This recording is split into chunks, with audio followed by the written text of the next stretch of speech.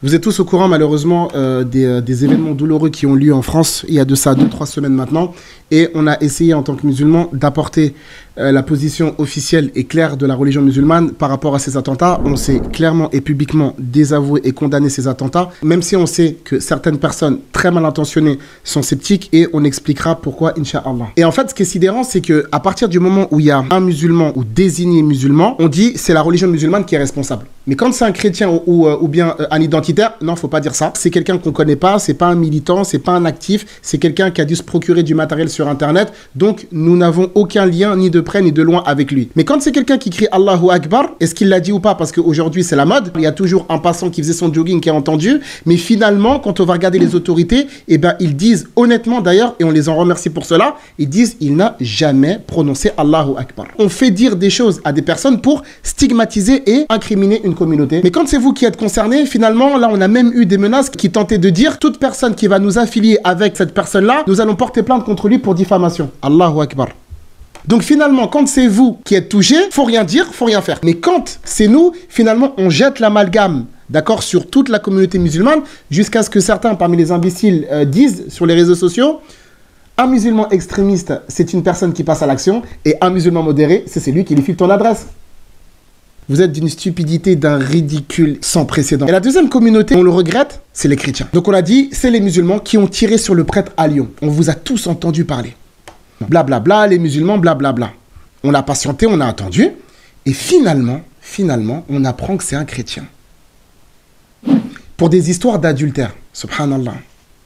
Vous avez déjà été touché par les actes de pédophilie, rajoutez maintenant à ça l'adultère. Mais d'ailleurs, étant donné que vous aimez bien faire des formes de raccourcis, en disant, il a fait ça, dans le Coran, il y a écrit ça, je vous pose une question. C'est quoi la sentence pour celui qui fait l'adultère dans la Bible? Ah, d'accord, donc c'est écrit dans la Bible, donc vu que c'est un pratiquant, il appliquait la Bible. Ah, donc c'est la Bible qui a dit ça. Et là, qu'est-ce qui va se passer? Non, mais attention, il ne faut pas dire ça, parce que il y a des choses qui étaient écrites dans la Torah, mais Jésus a dit, ah, d'accord. Là, on a toute une mise en scène, des explications de la théologie, de la spiritualité, des contextes. Mais quand c'est l'islam, ça n'existe plus. C'est quelle hypocrisie, ça? Vous vivez dans quelle hypocrisie? En fait, on n'est pas dans une lutte contre le terrorisme. On est contre une lutte contre l'islam sous couvert du terrorisme. Parce que lorsque c'est d'autres communautés, vous vous taisez littéralement. Alors que si vous méditez bien aujourd'hui, la communauté qui est le plus en droit de crier à l'amalgame contre toutes les communautés mondiales, c'est les musulmans. Parce que la seule religion au monde qui est persécutée, ou bien persécutée à mort, par des membres de quasi toutes les religions sur Terre, c'est les musulmans. Partout dans le monde, les musulmans, ils sont combattus, ils sont tués, ils sont enfermés, emprisonnés par des membres de différentes communautés religieuses. Et pourtant, on n'a jamais fait l'amalgame. C'est étonnant, non? Est-ce que, en fait, en réalité, il n'y a pas une forme d'aversion beaucoup plus profonde? Parce que quand c'est vos communautés, personne ne parle, personne condamne, personne ne se lève et se dresse pour condamner publiquement. Personne parle. Les seuls qui parlent, qui condamnent, qui critiquent, c'est les musulmans. Parce que nous, on condamne le terrorisme dans toutes ses formes, peu importe l'auteur, peu importe les victimes. Si c'est un musulman, on sera les premiers à le critiquer. Musulman ou pas, c'est le cadet de mes problèmes. Et si les victimes sont chrétiennes, juives, bouddhistes, agnostiques, athées, peu importe, on condamnera, on dira, vous avez frappé des innocents. On préfère dire, bon, le problème c'est le terrorisme islamique, mais vous avez honte de dire non, le problème c'est l'islam tout court. Parce que vous savez tous pertinemment qu'on n'a rien à voir avec ça.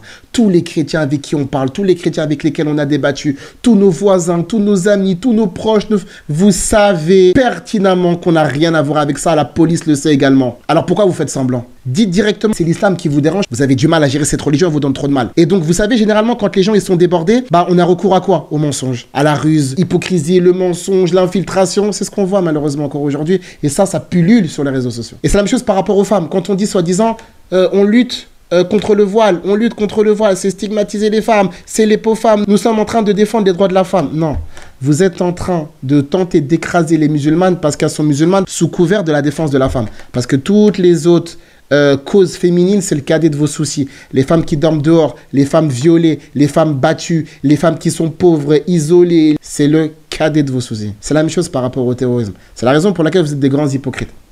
Et on l'a vu, cette hypocrisie, mais alhamdoulilah, au moins maintenant on est au courant. J'espère que cette vidéo vous aura été utile, profitable et bénéfique et qu'elle va surtout vous permettre de réfléchir. Vous abaissez pas, je parle aux musulmans, musulmanes, ne vous abaissez pas à cette sottise et cette stupidité. Continuez de répondre, continuez de clarifier quelle est la position de notre religion.